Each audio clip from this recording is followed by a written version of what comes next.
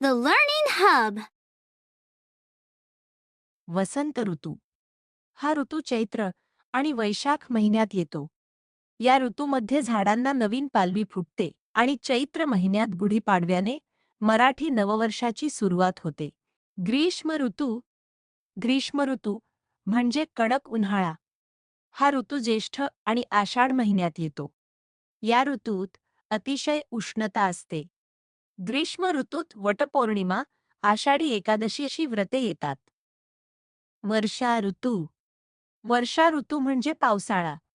या ऋतूत श्रावण आणि भाद्रपद हे 2 महिने येतात. वर्षा ऋतूत पाऊस मुसळधार असतो आणि निसर्गात सगळीकडे हिरवळ पसरते.